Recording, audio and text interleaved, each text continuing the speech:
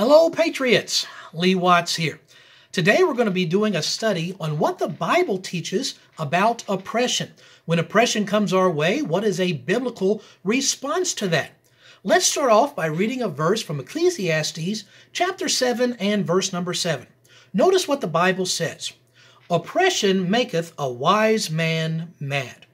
Have you been feeling a little mad lately? Now, in this particular verse, mad isn't talking about necessarily angry, but somebody has just been driven crazy, as my mother used to say, just been driven up the wall. Well, I've definitely been driven up the wall, been made a little mad, driven a little crazy lately from all the oppression that is going on. And so if that is the way that you are feeling, don't think that that's necessarily unnatural. The Bible tells us that when you are oppressed, it's going to drive you a little bit crazy. Now, no doubt there's been those, I know there's been those in my circles, and I would imagine that most of you also have had somebody tell you, if you're getting driven a little crazy and you've been upset about the oppression that's been going on recently, that you should calm down, don't get all riled up. Is that a biblical opinion or is it not? Well, let's look over in the book of Proverbs, written by a guy named Solomon. Except for Christ, he was the wisest person who ever lived. Notice what Solomon said in Proverbs 28 and verse number 4. They that forsake the law praise the wicked, but such as keep the law contend with them.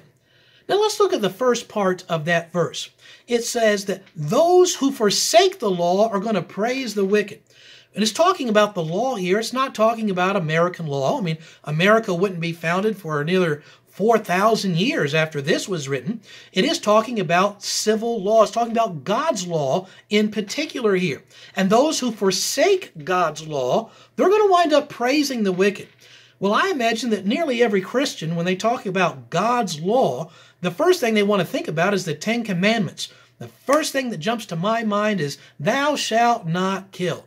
When I think about kill, all I can think about immediately is the abortion industry, the baby murder factories. Remember Kentucky Governor Beshear, who throughout this COVID crisis, the first thing he did was close down the churches. Then, several days later, he said, I'm going to close down other businesses. But you know who he said doesn't have to close down? The abortion clinics. He let them stay open this entire time. They can be open for business. They're still making money this entire time when the churches are closed, private businesses are closed. But the abortion clinics, by the way, the ones which help fund his campaign, they've been able to stay open. And I think about those who are praising him for making those choices. What does the Bible say? It says, those that forsake the law of God, are going to praise the wicked. I can think of nothing more wicked than murdering the most innocent of all Kentuckians there could ever possibly be. Well, what's one of the other Ten Commandments? It says, thou shalt not steal. Think about a lot of these socialist programs Governor Beshear has been pushing. Let me give you a quote from Margaret Thatcher, the Iron Lady of England. She said, the only problem with socialism is sooner or later you run out of other people's money.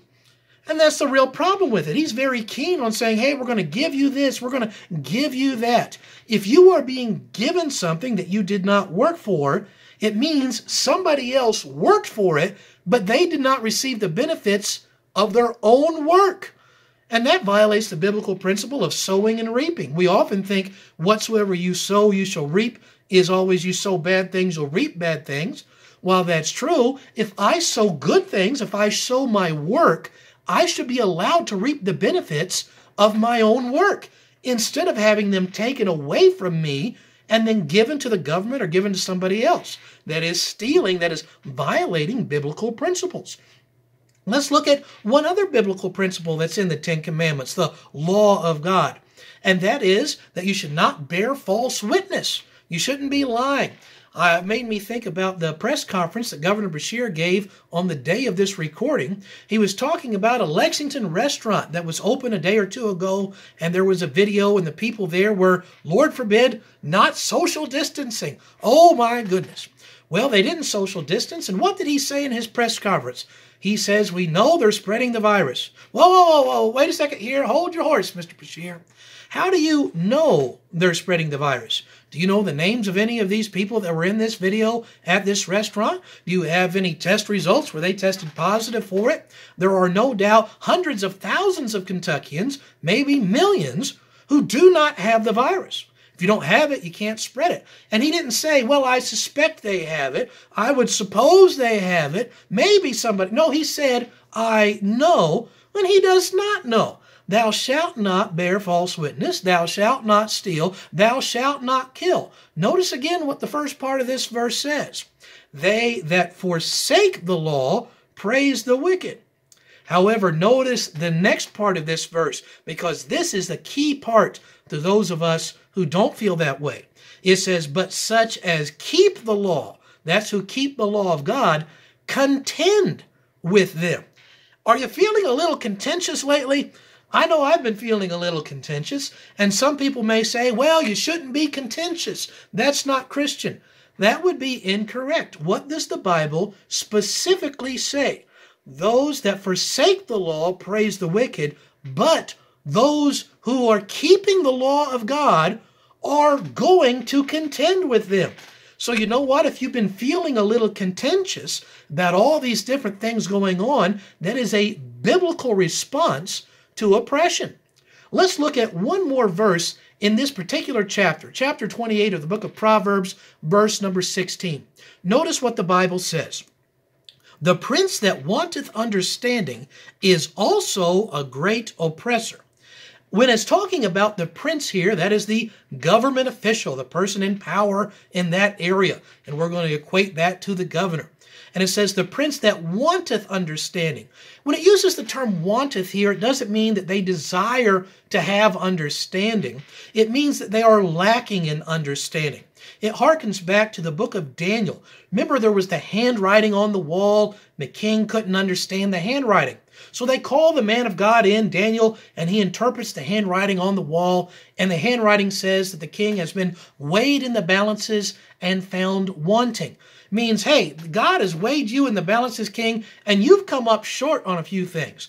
And that's what this verse here is talking about with wanteth. The prince, the government official that is lacking in understanding is going to be what in particular?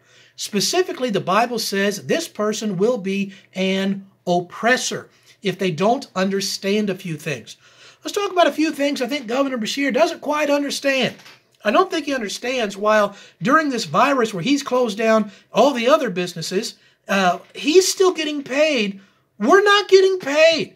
And that while he's been able to keep the lights on in his house and he's been able to continue to put money away to pay for his college education for his kids, and he's not had to worry about his grocery bill, and he's not having to tap into his life savings to use for the different expenses that he has because he's not getting a paycheck. I don't think he fully appreciates or understands. The rest of us haven't been able to do that. And that causes a lot of us to be driven a little bit crazy to see somebody who's continuing to work, continuing to get paid, saying, hey, we're all in this together. You all don't get paid, but I do, but we're together in this. I don't think he understands our position on that. Tell you something else he probably doesn't understand. Surely he couldn't understand what the CDC reported this very week. Isn't the CDC just the go-all, end-all source that everybody goes to? Governor Beshear loves to quote the CDC. Well, in a report that they issued this week, a report, by the way, which is linked in the description of this video, the CDC reports that the mortality rate for people who have COVID-19 is as low as 0.2%. So does that mean that it does kill some people? Yes, it's a real virus, does kill some people. They report it kills as little as 0.2%. Not 2%, 0.2. 0.2% of those who catch it do pass away from it. But let's look at the reverse of this. If the mortality rate is 0.2%, that means the survival rate, if you do catch it, is 99.8%. According to the CDC. I will take those odds on anything you want to bet on every single day of the week, Mr. Governor. I have a 99.8% chance of getting over it, even if I do catch it. So at what point does this not constitute a crisis anymore? If I could ask one question to Governor Beshear, it would be, at what point is it not a crisis? Already the CDC itself is reporting that the recovery rate is as high as 99.8%. If you want to get real technical, it was 99.85. And I always like to use the extra point because that used to help me when I get bad grades in school, and I'd use every little point that I could. 99.85% recovery rate. I don't think he understands that. So that is a Bible study on oppression tonight, what the Bible says about it. And says, you know what? You will get riled up. This is going to drive you a little bit crazy. That is normal, that is natural, and that is not something which is unbiblical.